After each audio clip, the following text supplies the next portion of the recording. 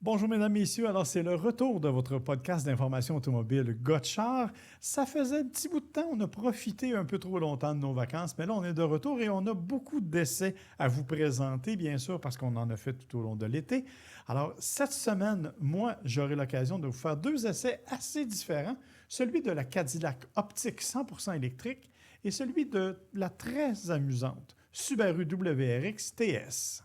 Moi aussi, de mon côté, je vais parler de deux essais différents. Je vais parler de mon essai de la Mini 3 portes John Cooper Works et aussi de mon essai du Buick Enclave Avenir.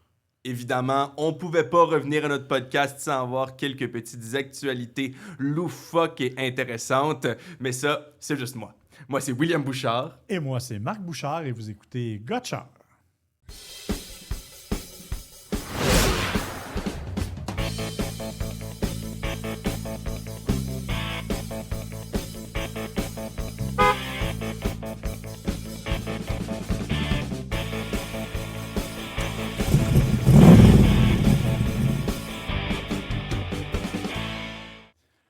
Alors ben oui, William, écoute, ça fait quelques semaines, on s'est un peu ennuyé de faire ce podcast-là, de parler aux gens qui nous écoutent. On a quand même eu beaucoup de questions, je dois le dire, au long de l'été. Les gens ont profité de la page Facebook Gotchar Podcast pour nous envoyer leurs interrogations. On est bien contents.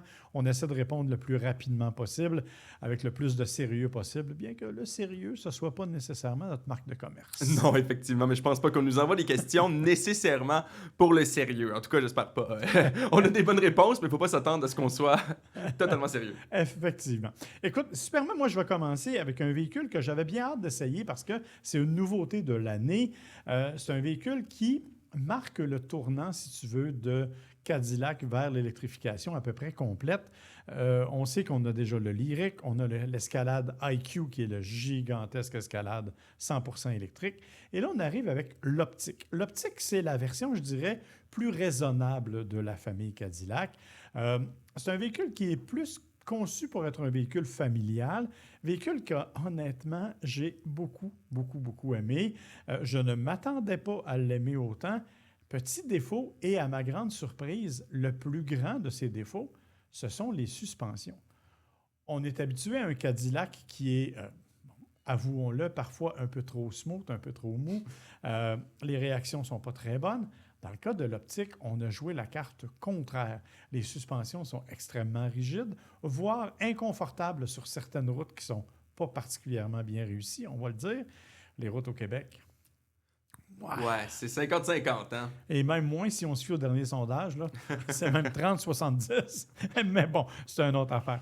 Alors, évidemment, je ne m'attendais pas à ça de la part d'un Cadillac parce que Cadillac, on le sait, là, traditionnellement, c'est un véhicule qui est conçu pour être confortable, pour être luxueux, pour être vraiment là, enveloppant, je te dirais. Ce n'est pas tout à fait le cas dans le cas de l'Optiq. Ce qui n'est pas un si grand désagrément, il faut que je sois franc, parce que le véhicule lui-même est assez lourd. C'est un véhicule électrique, tu sais ce que ça veut dire, donc batterie, et dans ce cas-ci, on parle quand même d'une batterie imposante de 85 kWh. C'est pas n'importe quoi, c'est assez lourd. Elle est dans le plancher, bien sûr, c'est la technologie Ultium de GM, mais n'empêche que ça crée un certain déséquilibre au niveau de la conduite. Donc, le fait que les suspensions soient beaucoup plus rigides, ça nous permet de garder une plus grande stabilité et ça nous permet d'avoir un certain plaisir de conduite. Et je mets certain entre guillemets parce que ça demeure un VUS, ça demeure un VUS Cadillac. Ce n'est pas nécessairement le plus sportif des véhicules. C'est un véhicule qui est fait vraiment là, pour, disons, un usage polyvalent. Okay? Polyvalent aussi en termes de prix, parce qu'on doit le dire, prix de base, 59 999. C'est pas si mal. Pas si mal compte tenu de l'électrification, effectivement, parce qu'on est dans un marché où les véhicules électriques sont extrêmement dispendieux. Donc, oui, c'est vraiment une bonne chose. Bon moteur, je dois le dire, 300 chevaux, 354 livres-pieds de couple. Bon, bien sûr, rouage intégral, transmission à rapport fixe, comme c'est toujours le cas du côté des Cadillac et des véhicules électriques la plupart du temps. 486 km d'autonomie. Et ça s'est avéré assez réaliste, mais je dois le dire, je l'ai fait au moment où il faisait 20 degrés dehors. Donc, je n'ai pas abusé vraiment de la climatisation. Et en plus, bien évidemment, je n'ai pas eu à me chauffer non plus. les routes étaient belles, dégagées. Donc, dans l'ensemble, c'est à peu près ce que j'ai été capable de faire. Donc, on est dans quelque chose de tout à fait normal. La recharge est aussi tout à fait ordinaire, c'est-à-dire, ordinaire. C'est 9,5 heures à peu près pour une recharge complète sur une borne de niveau 2 comme ce que j'ai à la maison. Ce n'est pas encore l'usage NACS, donc la borne de recharge, c'est la traditionnelle. On n'est pas dans le superchargeur Tesla. Si vous voulez aller là, ça prend un adapteur. On pourra d'ailleurs y revenir aux adapteurs, hein, parce que j'ai fait quelques expériences avec ça au cours de l'été, puis honnêtement, je n'ai pas été si convaincu. En tout cas, donc on nous dit que ça fait à peu près 20,4 kWh au 100 km. Bon, c'est raisonnable, ça ressemble effectivement à ce que j'ai fait. Tu aurais probablement détesté à hurler le système d'infodivertissement. Je connais ta fascination pour ce genre de choses-là. Effectivement, c'est animé par Google. On le sait, du côté de Cadillac, on mise beaucoup sur l'implication Google. J'avoue que moi, j'aime pas tellement ça. Ça veut dire que tu rentres ton profil Google, oui, ça va bien, mais si tu es compatible, si comme toi, tu es iPhone, moi, je suis Samsung. Samsung, pas de problème, tout fonctionne à merveille.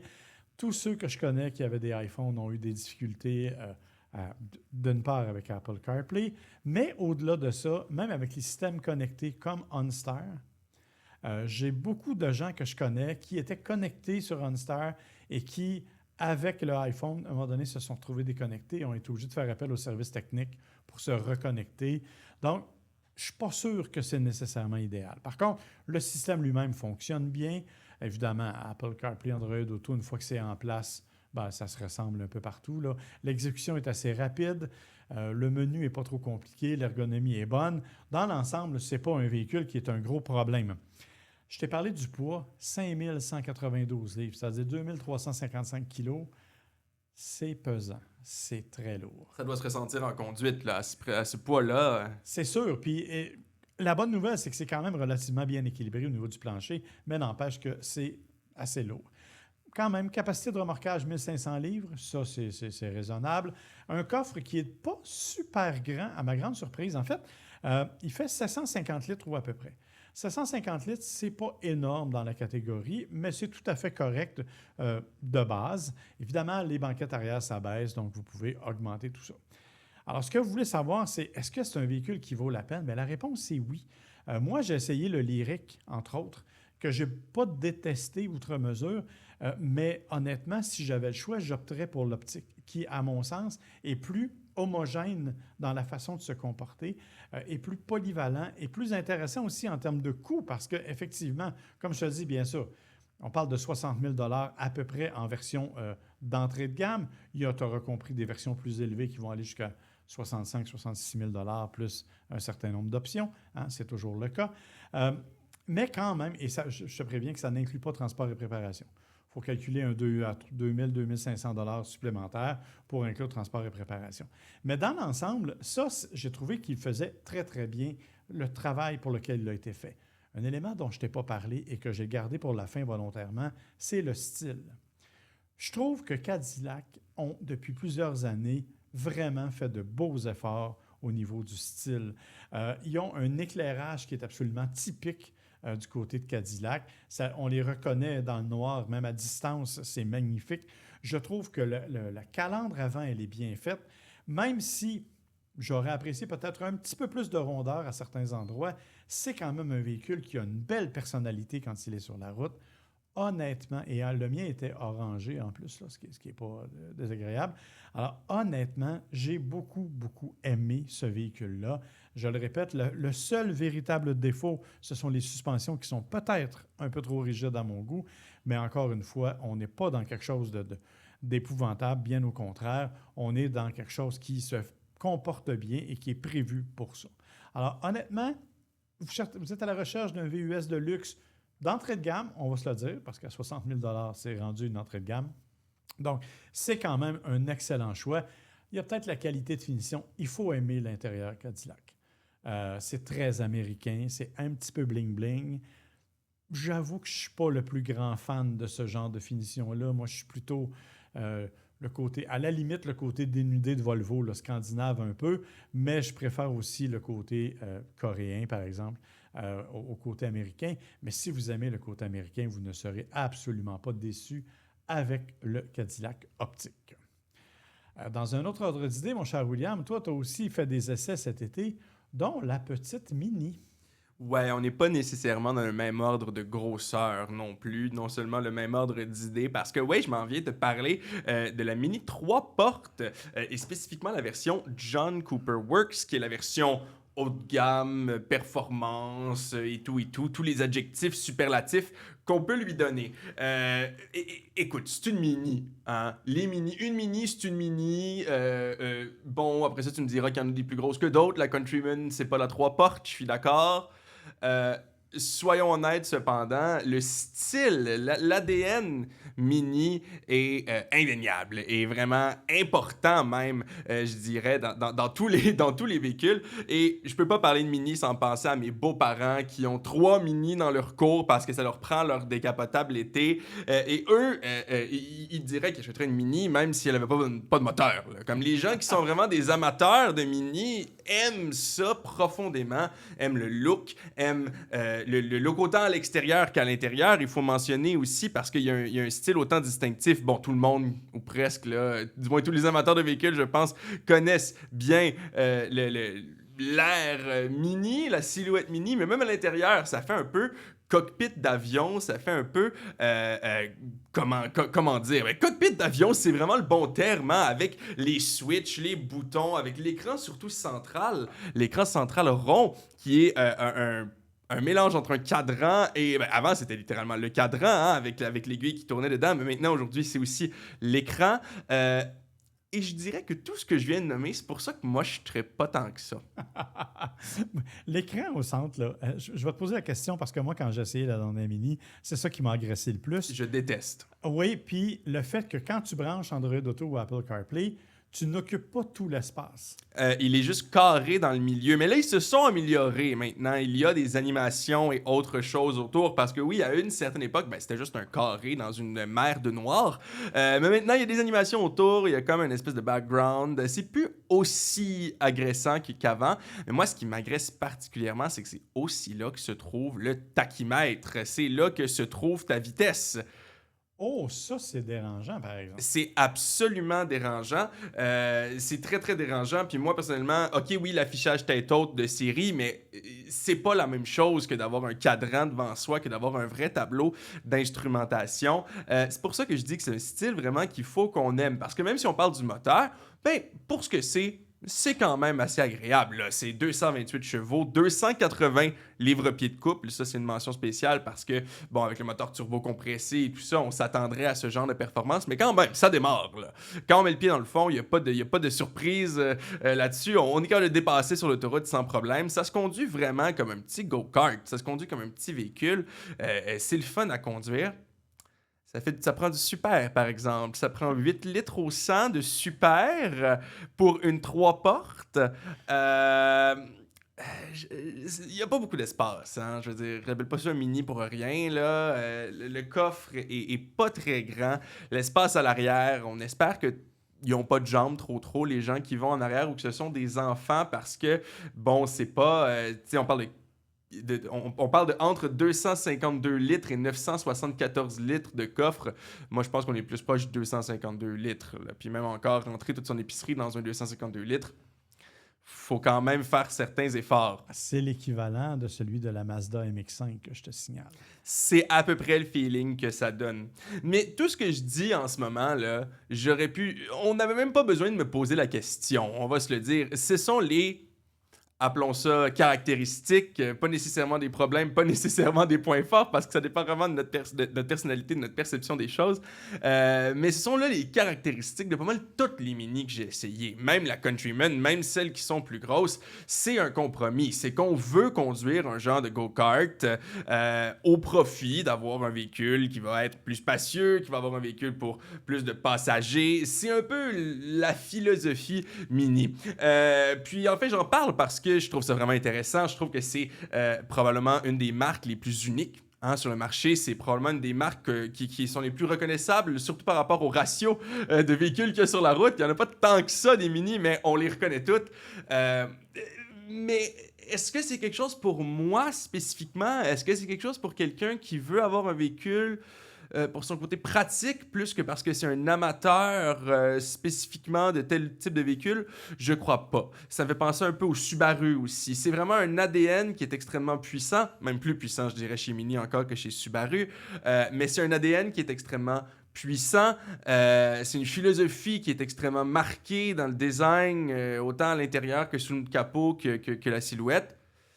Faut aimer. Faut aimer. Moi, personnellement, à ce prix-là, parce que je ne sais même pas si je l'ai mentionné, mais la version de John Cooper Works, avec les frais de transport et de préparation, est à peu près 54 300 $.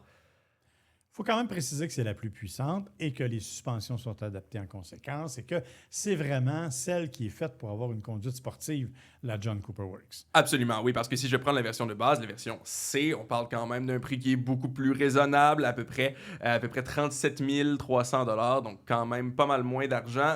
Mais comme tu disais, le moteur, ensuite, ça va être 161 chevaux, 184 livres-pieds de couple. On est dans quelque chose de pas mal moins puissant.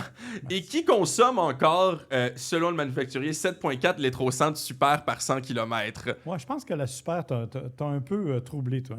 Mais c'est que ça paraît énormément. Ouais. Ça paraît énormément. Bientôt, on va parler aussi d'une Acura qui souffre du même problème d'ici quelques épisodes. Et c'est que ça paraît à la pompe, franchement, à un point que je n'aurais pas cru. Et bon, les fois que j'étais à l'intérieur d'une BMW qui m'a fait sortir des gros mots tellement qu'elle était puissante, comme on en a déjà parlé dans un de nos épisodes, ben là, tu te dis, OK, on va mettre du super, on va me la fermer, tu sais. Mais là, 160 chevaux... Ouais, c'est sûr que c'est un peu... mais tu sais, les turbos, c'est souvent comme ça. On joue vraiment cette carte-là. Là. Évidemment. Puis je peux pas le comparer avec les véhicules de mes beaux-parents que j'ai essayés qui datent d'une dizaine d'années. Qui, bon, même si on a la même philosophie, évidemment, en termes d'accélération, en termes de mécanique, on peut pas les comparer. Mais ce que je peux te garantir, c'est qu'au minimum, la John Cooper Works avait absolument rien à envier à aucun autre modèle Mini que j'ai essayé en termes d'accélération, en termes de conduite. Donc je pense qu'à ce niveau-là, effectivement, si on se tourne vers la John Cooper Works, c'est qu'en plus d'aimer le style Mini, donc au-delà du côté Mini, du côté britannique, en plus, il faut vouloir le côté performance, il faut aimer le côté, il y en a plein, là, les M chez BMW, les N chez Hyundai, là, tu sais, ce genre de marques-là, de gammes-là qui sont spécifiquement pour les performances. Mais dans tous les cas, est-ce que c'est un mauvais véhicule? Loin de moi l'idée de dire ça. De toute façon, je pense qu'on n'a jamais dit ça sur notre podcast. Mais ce qu'il faut savoir, c'est que je pense pas que les gens qui n'avaient jamais entendu parler de Mini avant cet épisode vont se jeter pour aller l'acheter. Mais si vous êtes déjà des fans de Mini, si c'est quelque chose qui vous intéresse, à 50 quelques mille dollars, ça offre quand même pas mal de plaisir de conduite. Il faut quand même préciser aussi que la valeur de revente chez Mini est assez importante parce que des crinqués comme tes beaux-parents, il y en a quelques-uns. Donc, des gens qui sont prêts à payer le montant supplémentaire pour aller chercher ce genre de choses-là. Et c'est un mode de vie, hein. J'en parlais pas plus tard que ce matin avec un collègue journaliste, mais il y a les Jeeps qui sont comme ça aussi. C'est vraiment des modes de vie, là. Les Harley, lui, il m'a dit, les gens qui ont des Harley Davidson aussi, c'est pas exactement notre domaine, mais c'est vraiment dans ce genre d'intérêt-là, selon moi, que ça va surtout avoir sa valeur. Effectivement, tu as tout à fait raison. Et je vais en profiter pour te contredire tout de suite, parce que quand tu disais que les Subaru étaient moins puissantes, ben, je suis obligé de te dire que tu n'as pas raison. Ce que j'ai dit, c'est que l'ADN Subaru était moins puissant, il est moins évident. Mais j'ai pas dit que les Subaru sont moins puissantes, non, parce que tu vas nous prouver effectivement le contraire. Exactement. Alors moi, je vais vous parler de mon essai de la WRX TS. Ah ouais, mais là, en plus, c'est comme la puissante, là. Exactement. En fait, ce qu'il faut savoir, c'est que l'ATS, c'est un retour. On a abandonné la RS qu'on avait développée l'année dernière pour arriver avec l'ATS. L'ATS, ça veut dire Tuned by STI, donc peaufiné par STI. Il n'existe plus de STI. C'est ça, je m'en allais dire, mais pas STI. Ne dis pas que c'est une STI parce que tu vas te faire insulter sur Internet, là. Et avec raison, mais quand on est dans l'ATS, il y a quand même des appliques STI un peu partout parce que c'est la division STI qui a peaufiné ce véhicule-là, notamment en lui installant des suspensions vraiment particulières, suspensions beaucoup plus efficaces, des suspensions qui sont beaucoup plus sportives, suspensions qui sont vraiment capables de nous permettre une conduite vraiment inspirée. En termes de puissance, écoute, il n'y a pas de quoi faire peur à sa mère. Là. Je veux dire, on se rappelle que la STI faisait plus de 300 chevaux. La WRX TS, c'est la même puissance que la WRX traditionnelle. Donc, c'est quand même 271 chevaux. 258 livres-pieds de couple, donc moins que ta Mini, en l'occurrence. Moteur turbo, bien entendu, qui lui aussi fonctionne au super, faut-il le préciser. Sauf que la beauté, manuel 6 rapports. Ça, c'est vraiment le fun. Rouage intégral de série, le fameux rouage symétrique à prise constante de Subaru, avec des modes de conduite que l'on peut modifier. Donc, on peut vraiment aller chercher le maximum des performances de ce véhicule-là. C'est vraiment agréable. C'est un somptueux jouet. OK? On va le dire comme ça. C'est une bébelle. J'adore ça. Là. Je ne me cache pas. Ça vaut quand même 50 000 $. On est un peu c'est quand même raisonnable, je dirais. Ouais, on est un peu dans le même créneau que ta Mini Cooper, John Cooper Works, si tu veux. Et vraiment, c'est une petite compacte sportive qui est bien faite, qui a un avantage cependant par rapport à ta Mini Cooper, c'est qu'on est capable d'utiliser le siège arrière sans trop de pénalité. Donc, c'est quand même une berline capable d'asseoir 5 passagers, disons 4. OK, si on veut être correct. Là. 4,5. 4,5, c'est ça. Donc, mais c'est utilisable. Donc, on est capable d'asseoir des gens à l'arrière et d'utiliser ce véhicule-là quotidiennement là, pour un usage régulier. Ajoute à ça le fait que tu as quand même une valise qui est correcte, qui n'est pas exceptionnelle, mais qui est correcte, qui te permet donc d'avoir 400 litres ou à peu près là, d'espace. Donc, c'est pas spectaculaire, mais ça fait le travail. Et bien entendu, ce que l'on recherche avec ce véhicule-là, c'est la puissance. Mais encore une fois, écoute, le 0-100 se fait en 6,2 secondes. Là. C'est bien, mais on n'est pas dans quelque chose d'exubérant comme on a pu essayer des Mustangs qui le font en 5 secondes ou en 4,7. Là. On n'est pas là, pas du tout. Ah, puis mon Dieu, même 4,7 et 5 secondes, comparativement à certains véhicules que tu as essayé dans ta vie, c'est pas mal long. Oh, oui, je veux dire, quand j'ai essayé la BMW M5 Touring, qui fait le 0-100 en 2,8, là, c'est un autre monde. Là. C'est une folie. Mais donc, c'est vraiment ça. Petit bémol, encore une fois, consommation. 10,9 litres au 100 de moyenne annoncée par Subaru. Oh. Ouais, ça commence à faire un petit peu mal. Oh. Je t'avoue que ça fait un petit peu mal, mais... Encore une fois, du super, là, donc ça paraît encore plus à la pompe. C'est ça. C'est sûr que c'est un compromis que tu fais parce que tu veux t'amuser avec la voiture, mais effectivement, c'est un peu dispendieux. On aurait aimé peut-être un peu moins de consommation. Par contre, c'est pas ça la beauté de la chose. C'est vraiment la conduite. C'est vraiment le plaisir. Les sièges Recaro qui sont super enveloppants malgré ma taille de jeune homme que j'ai oublié depuis quelques années. C'est vraiment ça. Ça te donne un excellent support. Tu ne bouges pas, peu importe à quel point tu peux conduire de façon dynamique. Ça ne bouge pas. C'est vraiment très bien. Ajoute à ça, les accélérations qui sont quand même importantes. Je veux dire, j'ai pas perdu mon dentier sur le banc d'en arrière, là, mais c'est quand même excellent. Tu l'as retrouvé avec ta taille de jeune homme. Exactement. Dans le cabanon. Non, bon, bref, c'est une autre affaire. Mais effectivement, donc ça, c'est la beauté, c'est la tenue de route. Ce véhicule-là est littéralement collé à la route. Peu importe ce que tu fais, et Dieu sait que je ne suis pas un pilote de course, là. Oui, j'ai fait de la piste, oui, j'ai suivi des ateliers, oui, j'ai quand même plus d'expérience sur une piste que la majorité des gens, mais je me verrais quand même pas en course. Je ne suis pas un pilote, mais je suis capable d'aller chercher un peu de performance dans un véhicule. Et dans le cas de la WRX TS, c'est exactement ce que j'ai fait. On est capable de conduire de façon dynamique. C'est super agréable, c'est vraiment bien fait. Et il y a une tenue de route qui est impeccable parce que le rouage intégral de Subaru, ça demeure un des meilleurs de la catégorie. Et il n'est pas là uniquement pour vous déprendre quand vous êtes mal pris. C'est-à-dire que, oui, c'est sûr que dans la neige ou sur la glace, il va agir en conséquence, mais même en conduite dynamique, il est capable de tempérer et donc de ralentir les roues intérieures pour permettre aux roues extérieures d'aller plus vite, donc d'améliorer la conduite, d'améliorer les virages. Il n'y a pas un transfert de poids énorme, même quand on freine un peu. Donc, les suspensions retiennent bien. Donc, le nez ne plonge pas violemment quand on veut prendre un virage appuyé. Ça te permet d'avoir un contrôle beaucoup plus grand. Honnêtement, j'ai eu, si tu me passes l'expression, beaucoup de fun avec ce genre de véhicule-là. Ah, je te passe. Mais comment je pourrais dire? Est-ce que j'aurais ça tous les jours? Je ne sais pas. Je pense pas.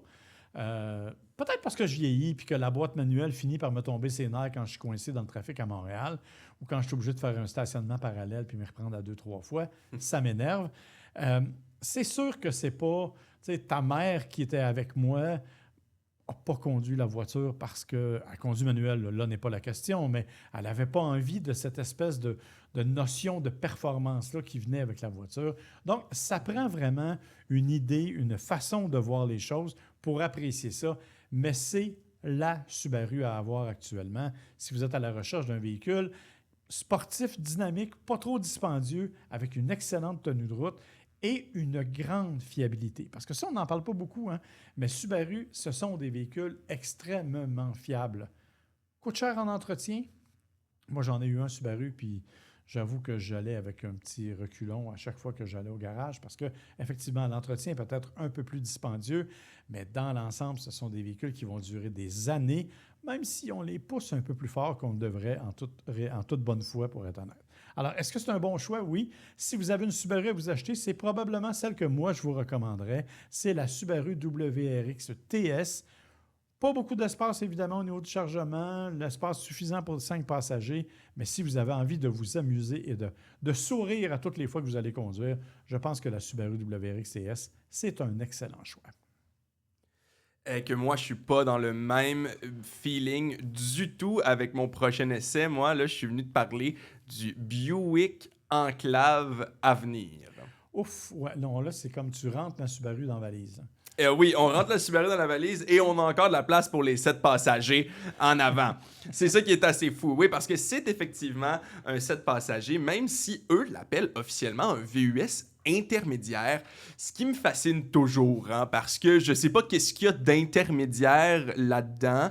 En fait, la vérité, c'est que je le sais qu'est-ce qu'il y a d'intermédiaire, parce qu'il y en a qui sont encore plus gros et qui ont encore plus d'espace en arrière, mais bon, disons que le mot intermédiaire n'est pas celui qui me vient en tête quand je le vois, le Buick Enclave, et je vais quand même donner le contexte, parce que je pense que c'est assez important. Je suis à l'université, je fais de la recherche au niveau doctoral, et nous avions une conférence à Toronto, à partir de Montréal, et le véhicule était plein, donc tous les gens dans mon laboratoire ont embarqué avec moi, ou presque, et on était 7 à chanter, à dire des conneries et à naviguer tout bonnement vers Toronto. Donc, on a vraiment pu l'essayer de fond en comble. Et ce que je veux dire ici, pour une fois, c'est pas juste moi, mais c'est aussi tous mes passagers. Donc, je les remercie. Là, ils n'écouteront probablement pas notre podcast, mais je les remercie quand même à mes passagers de m'avoir donné leurs idées et leurs opinions aussi sur leur trajet. Parce que, ben, comme je te disais, c'est la première chose qu'on remarque, c'est que c'est quand même assez gros, c'est quand même assez long. Je vais me permettre un petit aparté.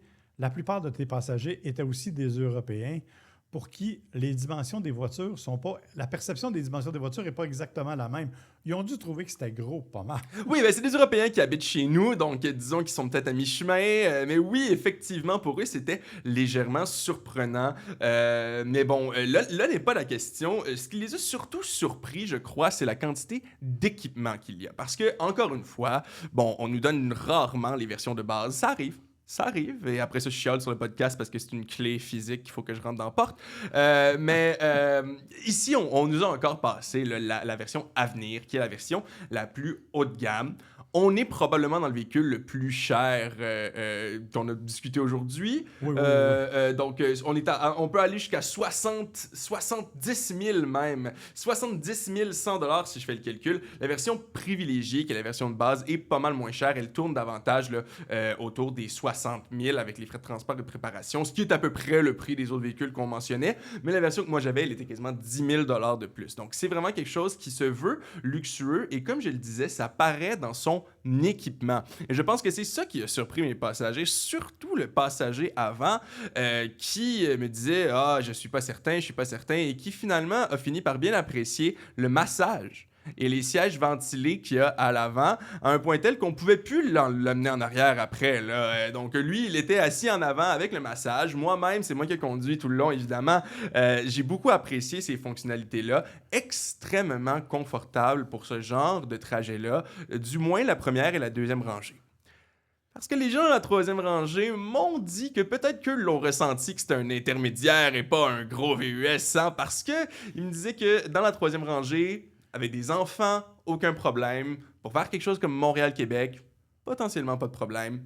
Par contre, on m'a dit que Montréal-Toronto, assis dans la 3e rangée, à sortir juste une fois pour aller dîner, ça a été un peu pénible, ça a été un peu long. Donc ça, il faut peut-être garder ça en tête. Hein? Peut-être que la 3e rangée, elle est plus pour les enfants, elle est plus pour les bagages.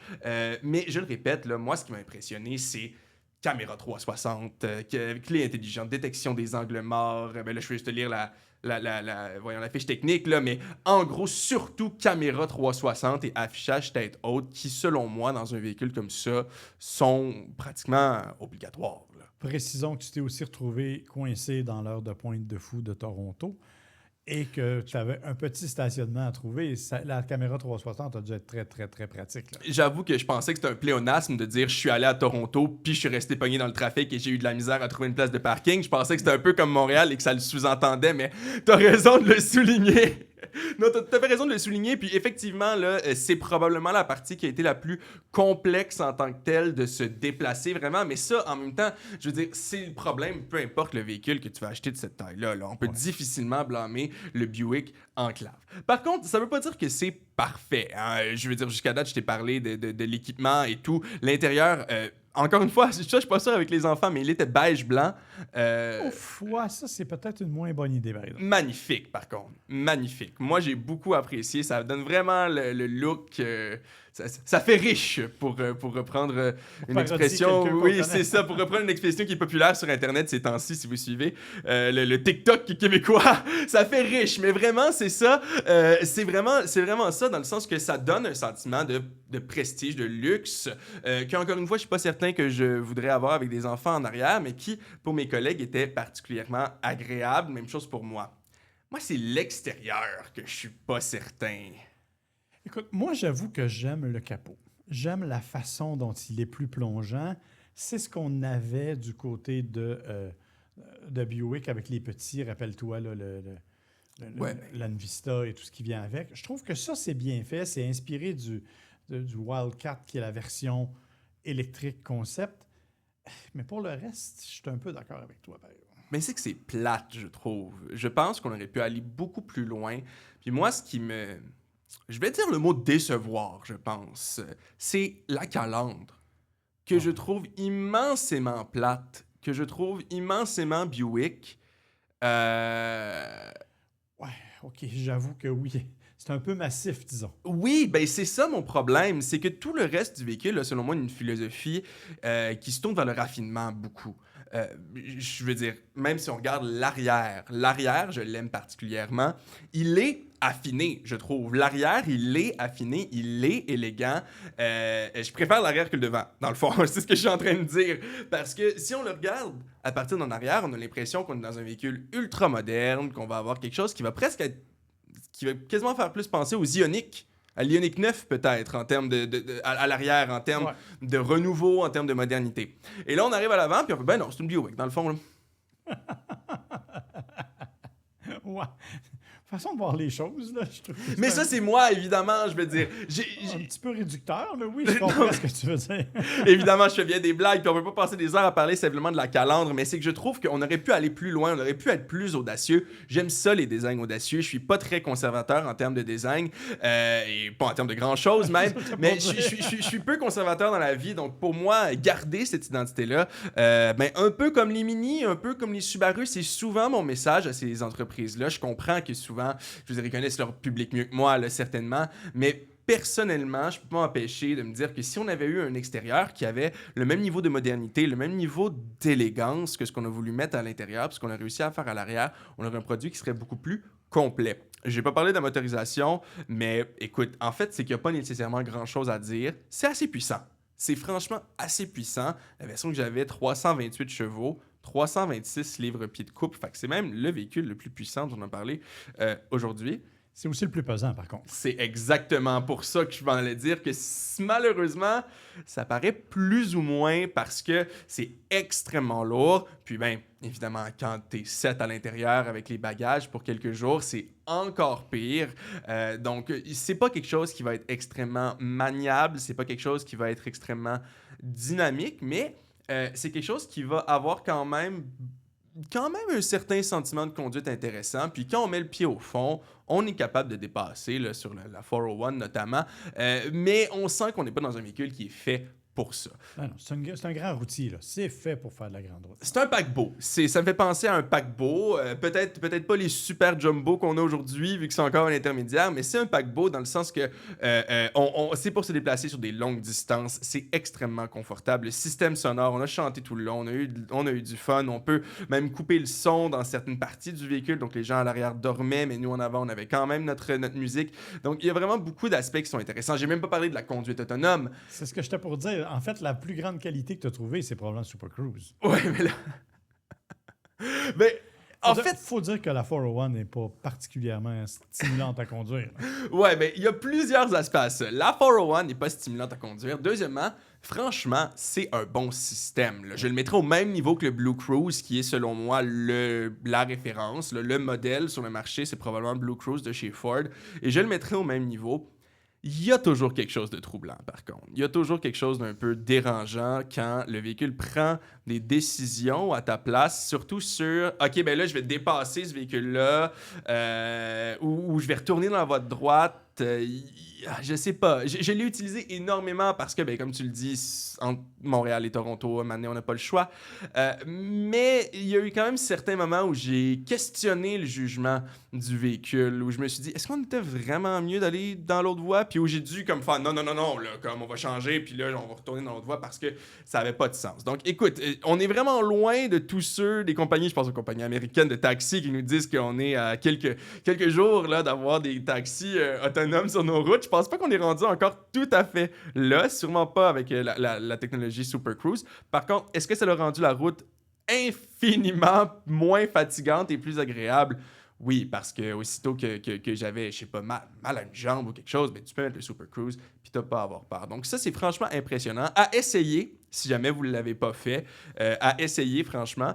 Maintenant, est-ce que vous allez aimer ça ou pas? Écoute, c'est une question de confiance. Quand on est en ligne droite pour aller vers Québec, vers Toronto, ça va super bien. Quand on est dans des conditions où il y a beaucoup de trafic, j'ai tendance à avoir la main très, très, très, très près du volant et à ne pas quitter la route des yeux un quart de seconde. Donc, oui et non. Là. C'est-à-dire que oui, je m'en sers dans certaines conditions, mais je suis comme toi, je suis un petit peu méfiant et je questionne toujours le jugement du véhicule avant de le laisser faire. C'est comme ChatGPT, il est bien fin, là, mais je ne le laisserais pas me diagnostiquer, tu sais. Exactement. C'est la plus belle comparaison, effectivement. Ben, écoute, William, merci de cet essai qui a été, faut le dire, assez différent de ce que l'on fait d'habitude. Et là, ben, écoute, je vais te céder le micro pour les prochaines minutes. Toi qui es devenu notre spécialiste des nouvelles particulières, pourrait-on dire? Ben, je commence avec quelque chose d'historique pour toi. Regarde, ça non plus, c'est pas une grande surprise, on va se le dire. Est-ce que tu sais d'où ça vient, la ligne blanche dans le milieu de la route? Absolument pas. Absolument pas. Mais l'histoire est assez intéressante. Ça date d'il y a déjà au-dessus d'un siècle quand même. Donc, c'est une des plus vieilles inventions en termes de sécurité routière, parce qu'avant, ben, c'était juste une route, puis tu prenais bien où tu voulais. Et c'est en 1911 que c'est un certain monsieur Edward Hines du Michigan, ce qui a quand même pas mal de sens, hein, que ce soit au Michigan quand on pense à l'histoire de l'automobile. Et lui, ce monsieur Hines-là faisait partie de la Wayne County Road Commission. Donc, en gros, encore une fois, une des premières organisations, et ça c'est une organisation de niveau, disons, local, pour la sécurité des routes. Et cet homme-là, il était en train de rouler, il était sur la route, et tout à coup, en avant de lui, un camion-citerne rempli de lait. OK. Et un trou se perce dans la citerne du camion, et il se met à déverser du lait en plein milieu de la route. Eh bien, en roulant, évidemment. Donc, il continue en déversant le lait et en laissant derrière lui une traînée blanche en plein milieu.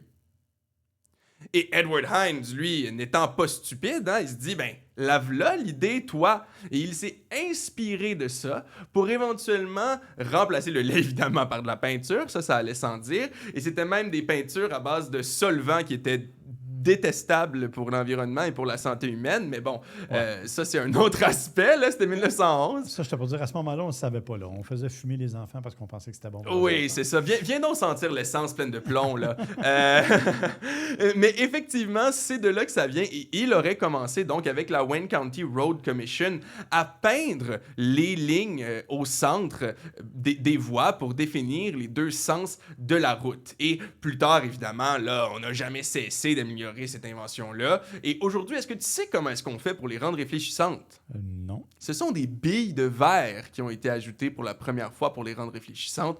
Aujourd'hui, il y a plein de façons de le faire, évidemment, mais à la base, ce sont des billes de verre qui reflétaient la lumière et les rendaient visibles la nuit. Wow, OK. Encore une fois, en s'inspirant de l'idée que c'est un liquide, que c'est une partie de la route qui va délimiter les deux côtés. Donc, tout ça viendrait d'un accident. Et bon, ben aujourd'hui, hein, si on fast forward à aujourd'hui, ben aujourd'hui, c'est fait avec des polymères, avec des peintures particulières, des polymères qui réfléchissent. Et c'est un des plus gros des plus gros, disons, lieux d'amélioration qu'on a sur nos routes en termes de technologie, en termes de sécurité routière. Ça reste à ce jour, même si c'est juste de la peinture en plein milieu, un des aspects qu'on continue d'améliorer en termes de technologie avec des nouveaux matériaux, avec des nouveaux thermoplastiques qui sont plus résistants et plus sécuritaires. Et d'autres stratégies. Rappelle-toi, il y a des endroits où on a des espèces de petites bosses surélevées. Il y a des endroits où on a comme des rayures dans l'asphalte pour réveiller les gens quand ils traversent la ligne sans prévenir. Donc, c'est une super bonne idée, effectivement. Mais tu as raison de dire que c'est une des technologies pour lesquelles on fait le plus de recherche. Ben, c'est drôle quand même parce qu'on pourrait dire que c'est une ligne blanche en plein milieu, mais non. Étonnamment, non. Bizarre. Maintenant, on tombe dans les choses un peu plus... Quoi qu'il y en a un qui est une vraie, là. Il y en a un qui est une vraie. Tu sais comment est-ce qu'on fait pour deviner à l'avance les nouveaux modèles, les noms des nouveaux modèles, comme par exemple le Trail Seeker de chez Subaru? Non. Non? En fait, il faut simplement les regarder. Et je crois qu'on en avait même parlé à l'émission, je ne sais plus si c'était vrai, mais il faut aller regarder au niveau des marques déposées. Ah oui, mais là, ça, oui. Ça, il y en a plusieurs, mais sauf que ils déposent, si je me rappelle plus, Ford avait comme déposé 2400 brevets et marques déposées dans une année. C'est pas évident de savoir lesquelles vont être les meilleures. Effectivement. Par contre, ce qu'on sait, c'est que quand ça vient en vague, avec des noms qui sont relativement similaires, comme je crois qu'il y avait le High Trail et le Trail Seeker de chez Subaru quand on en a parlé, et finalement, ben, le Trail Seeker, il sort pour vrai, qui était un des noms qui était là-dedans. Donc voilà, peut-être que finalement, on n'est pas tant dans le champ. Mais là, c'est effectivement Ford encore qui a été faire ça, autant aux États-Unis, donc le US Patent and Trademark Office, que le European Union Intellectual Property Office. Je voulais le traduire, mais je ne l'ai pas fait, mais vous êtes capable de le faire vous-même. Mais ils ont été déposés 4 nouvelles marques qui, écoute, je vais te dire les noms, mais d'après moi, ça va être des chars électriques. Là. Alors, on a le Fathom, le Fuse, le Hive et le Mythic. Uh-huh. Oui, effectivement, ça sonne électrique un peu. Là. Ben là, surtout le Fuse, là, personnellement. Le 5 août, il y a aussi le Ranchero qui a été déposé. Le Ranchero, c'est un nom qui existait déjà et qu'on a ramené du passé. Là. Absolument. Et même chose aussi avec le nom Evos, qui a été ramené aussi. Mais ça, c'est pas quelque chose qu'on avait ici chez nous. C'était le nom d'un concept qu'il y avait en Chine. En fait, non, c'était le concept qui avait été mondialement en 2011, qui avait été révélé mondialement en 2011 et ensuite qui a été produit en Chine. Donc, je m'excuse. C'était un véhicule de production en Chine. Mais nous, ici, on l'a jamais eu. Mais là, Ford a aussi le Evos. Donc, écoute, je pense que tout de suite, le Ranchero, on se doute qu'il va pas être dans la même veine que le Fuse et le Evos. Mais le Ranchero pourrait être, en fait... et ça, c'est la grande rumeur. Ford a fait ce qu'ils ont appelé leur moment Model T il y a quelques semaines, où ils ont annoncé des investissements de plusieurs milliards de dollars, notamment pour la façon de réorganiser leur fabrication et une nouvelle batterie, une nouvelle usine, tout ce qui va avec, en électrique, toujours en électrique. Et ils veulent promouvoir une plateforme sur laquelle ils construiraient une camionnette vendue 30 000 $ US qui pourrait porter le nom de Ranchero. Ben, j'imagine qu'on le saura éventuellement et surtout, j'imagine que la personne qui va devoir le décider, c'est le prochain employé de chez Ford, leur nomenclature strategist, qui est le terme exact utilisé en anglais, leur stratège de la nomenclature, parce que c'est effectivement un poste pour lequel ils ont ouvert tout récemment, donc sur Internet, là, ils ont ouvert le poste. Maintenant, la question, c'est qu'est-ce que ça fait exactement un nomenclature strategist pour 40 heures semaine? Mais de l'autre côté, quand on se rappelle la Ford Probe et la Ford Escort, on peut se dire que peut-être qu'ils en ont besoin. Ouais, puis ça, pas les seuls. Là. On s'entend pour dire que la Buick, la Cross à venir, n'était pas nécessairement quelque chose de très édifiant non plus.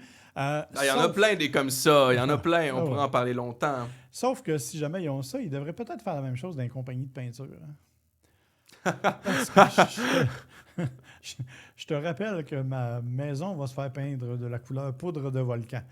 Je vais être honnête avec toi, je pense que 90% des employés des compagnies de peinture sont des stratèges de la nomenclature. Je pense que c'est... sont ceux qui ont senti trop longtemps la peinture en fabrication et qui trouvent les noms après. Qui sait, peut-être que ce sont les mêmes. Mais bon, parlons maintenant d'un sujet plus sérieux, là encore, là, le sexisme. Ah oui, ça écoute, c'est toujours présent. Mais le pire, c'est que oui. Le pire, c'est que oui, tout à fait. On fait des blagues un peu parce que, bon, là, tu vas comprendre pourquoi je fais des blagues, là, mais oui, le sexisme, c'est vraiment quelque chose qui existe et ça a été prouvé par des études que c'est vrai que les femmes ont plus tendance à payer plus cher, à avoir des réparations qui sont pas nécessaires chez les experts en mécanique. Et attention, là, je veux pas non plus dire que tous les experts en mécanique vont traiter les femmes de X ou X façon. Faut juste dire, statistiquement, il y a une tendance. Donc, observant ça, il y a une certaine Taylor, si ça vous intéresse, son TikTok, c'est bright.eyes avec 3 S à la fin. Une femme qui s'appelle Taylor, qui a décidé qu'elle en avait assez de se faire avoir au concessionnaire ou au garage. Je ne crois pas que c'était au concessionnaire. Donc, qu'est-ce qu'elle a décidé de faire? Ben, je vais juste te montrer la photo. Elle a décidé de se mettre une grosse barbe et une fausse moustache. Et d'ailleurs, si jamais on tente peut-être le vidéo, je ne sais pas si ça va fonctionner, mais si vous le voyez, vous pouvez toujours regarder en ce moment même sur mon écran d'ordinateur. Une femme qui est habillée avec une casquette de baseball et une grosse fausse barbe. Et elle se présente comme ça chez son mécanicien. Est-ce que ça a changé quoi que ce soit sur la facture qu'elle a eue au bout du compte? Difficile à dire, mais je voulais surtout savoir si jamais on avait des auditrices, surtout. Je voulais savoir qu'est-ce qu'elle pensait de cette stratégie. Écoute, je peux te dire que ma propre sœur est allée dans une concession automobile qu'on ne nommera pas parce qu'on va être fin, pour aller vendre sa voiture, parce qu'elle voulait peut-être changer de voiture. On lui proposait 5 000 $ OK, pour la voiture. Et bon, tu connais ma sœur, son véhicule a 10 ans et il a 62 000 km. Il est impeccable. Il est impeccable. Elle fait un entretien incroyable, anti-rouille chaque année. Bref, total, on lui offrait 5 000 $ la même journée. Le concessionnaire offrait sur son site un véhicule d'occasion avec 2 fois plus de kilométrage pour 15 000 $. Alors, clairement, ce n'est pas nécessairement très correct. Je pense qu'on assiste encore à des situations comme celle-là où les femmes, et les femmes seules et les femmes d'un certain âge encore plus, probablement, ne se font pas prendre au sérieux quand elles vont dans un garage. C'est assez dommage. Je pense que ça ne mérite pas ce genre de traitement-là, mais bon. Voilà. Et effectivement, je suis tout à fait d'accord avec toi. Et en fait, ce qu'on se rend compte aussi, c'est que ça vient d'une impression d'ignorance. Donc souvent, on pourrait même dire que quelqu'un comme moi, même peut-être potentiellement, même si je suis pas une femme, j'ai définitivement peut-être pas le look de quelqu'un qui va avoir un podcast de char, par exemple. J'ai peut-être plus l'air de l'intello, j'ai peut-être plus l'air du nerd que du passionné de véhicule. Et donc peut-être que potentiellement, on pourrait avoir cette impression-là d'ignorance par rapport au monde automobile, et moi aussi essayer de m'en faire passer une petite vite, comme on dit. Donc, en fait, ce qu'on dit au bout du compte, c'est que l'important, c'est pas de se déguiser. Évidemment, là, c'est bien drôle, là, c'est hilarant, et ça envoie un message fort, c'est pour ça que je voulais en parler, mais ultimement, c'est plutôt essayer de savoir qu'est-ce qui se passe. Essayez de vous tenir un tant soit peu au courant par exemple, de la valeur moyenne des véhicules sur le marché, si jamais vous allez échanger un véhicule comme ça, ou encore simplement vous renseigner un tout petit peu sur combien ça coûte généralement de remplacer telle ou telle chose. C'est difficile à estimer, mais au moins, c'est déjà un bon départ pour savoir si vous êtes carrément dans le champ. Là. Mais c'est triste qu'on soit obligé de faire ça. On devrait pouvoir faire confiance sans problème. Tu me diras que tout le monde veut faire de l'argent, mais tu sais, je me renseigne pas nécessairement chaque fois que je vais faire l'épicerie pour savoir quel est le prix moyen des fraises avant d'aller m'en acheter. Tu sais. Ah, mais malheureusement, peut-être qu'il faudrait le faire avec le prix des choses aujourd'hui. Mais bon, n'empêche que c'est ça. Puis surtout, je pense que c'est quand on est dans quelque chose qui est un petit peu à la, je vais pas dire nécessairement à la merci, mais à la discrétion d'un spécialiste, on s'y remet. Hein? On aurait peut-être tendance à faire un peu plus confiance, tandis qu'à l'épicerie, ben, c'est toi qui choisis tes fraises. Ouais, t'as raison. Donc, c'est sûr ouais. que la comparaison est un peu boiteuse, mais tu comprends ce que je voulais dire. Oui, non, je comprends ce que tu veux dire. Je comprends ce que tu veux dire. Mais je pense que c'est vrai, peu importe quand on se remet à un spécialiste. J'en ai un dernier, très rapidement. Mercedes, toujours là en train d'essayer de trouver des nouvelles choses à mettre dans ses véhicules. Hein? Donc, je sais pas, moi, on pourrait penser à un système de sécurité encore plus merveilleux. On pourrait penser à des sièges avec des nouveaux matériaux ultra confortables, de la mousse mémoire, je sais pas. Mais ici, non. Ici, Mercedes nous dit que sa prochaine CLA va avoir une nouvelle application dans son MBOS, donc son système d'exploitation de Mercedes-Benz. Il va maintenant y avoir Microsoft Intune, c'est-à-dire une suite complète de... Je peux même pas le dire sans rire. Une suite complète de logiciels Microsoft qui comprend notamment le 365 Copilot Generative AI Assistant. OK. Avec Copilot, donc voilà, leur assistant par intelligence artificielle. Et Microsoft Teams. Ah oui, c'est super pratique en auto, ça. On veut tous ça en voiture. Ben oui, puis il va même y avoir une caméra à l'intérieur pour que tu puisses te filmer dans tes rencontres Teams. Mais ça, il y en a déjà. Chez BMW, chez Mercedes, on a des caméras à selfie. On peut prendre des selfies en conduisant pour pouvoir les partager sur nos réseaux sociaux. Absolument. Maintenant, ça va pouvoir être directement lié avec ton compte Microsoft à l'intérieur de ton Microsoft Teams. Parce que ce que je me disais, c'est que nos véhicules n'étaient pas assez connectés et que dans notre société moderne, on n'était pas assez souvent au travail. Ouais. Donc, pourquoi est-ce qu'on connecte pas notre véhicule directement à notre travail? En toute sécurité, bien entendu. Évidemment. Et aussi, tu vas te douter de ce que j'en vais te dire. C'est pas gratis tout ça. Là. Il faut pas juste te donner ça pour le plaisir. Là. Chez Mercedes, on va te le vendre. On te vend la puissance supplémentaire pour certains véhicules. Ouais, puis en fait, c'est ceux-là aussi qu'il faut juste débloquer par un truc dans les airs. Là. En tout cas, peu importe. Tout ça pour dire que effectivement la prochaine CLA, je le répète, va avoir ça dans son Entertainment Package Plus. Donc, j'imagine que ça va être l'ensemble divertissement plus en français. Et ça inclut, à leur décharge, ça inclut le data. Okay. Donc, bon. au moins. Par contre, c'est clair qu'on s'imagine que ça va coûter quand même un certain montant, probablement plus. Je veux dire, je suis prêt à gager là, qu'on peut se payer du super pour pas mal de mini avec combien ça va nous coûter pour avoir Microsoft Teams. C'est rare que je dis ça, mais ça, c'est carrément inutile. Ah, mais je vais te battre. J'en ai une pour te battre. Vas-y. La compagnie canadienne Stingray, tu sais, qu'on connaît pour la radio satellite, tout ce qui va avec, sont en train de développer, en collaboration avec plusieurs manufacturiers, et là, c'est là, on parle de maintenant, une application de karaoké qui va être intégrée à l'intérieur des véhicules. Tu sais quoi? Je pense que j'ai plus de respect pour ça que pour Teams. Mais c'est parce que le karaoké, écoute, évidemment, ils vont le bloquer, j'espère, pour le conducteur quand il est au volant. Mais, parce que tu peux pas te mettre à lire les paroles en même temps, là. Je veux dire, je comprends que j'aime chanter, mais bon. Mais oui, alors ils sont en train, et c'est une compagnie canadienne, qui sont en train de développer ça et qui va avoir maintenant intégré le karaoké à l'intérieur des véhicules. Ben, je pense que rendu là, on a vraiment tout vu. Ouais. Mais on va encore se faire surprendre. Je dis qu'on a tout vu, mais regarde ça dans 2 semaines. Regarde. J'ai d'autres nouvelles. Oublie ça. Alors voilà, c'est comme ça que se termine cet épisode de Gotchard. On vous remercie d'avoir été avec nous. On vous invite bien sûr à vous abonner si ce n'est déjà fait sur toutes les plateformes, à nous donner peut-être 5 étoiles si ça vous tente, bien sûr, sur les différentes plateformes. Arrête de dire si ça vous tente, donnez-nous 5 étoiles, là, comme point. C'est ça. Ça prend 3 secondes, puis ça coûte rien. En fait, là, et nous, ça nous aide évidemment sur Apple, sur Spotify. Ce sont les meilleurs endroits pour le faire. Vous pouvez aussi, bien sûr, si vous avez des questions, passer sur la page Facebook Gotchard Podcast.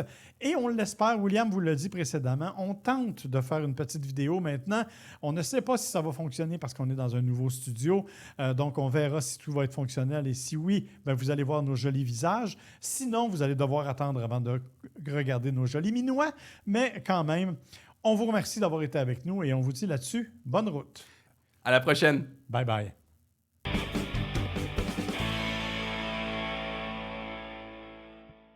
Gotchard est une production de l'agence MWA Bouchard, à l'animation Marc et William Bouchard, au montage sonore Audrey Denomé et pour la musique thème Kevin MacLeod.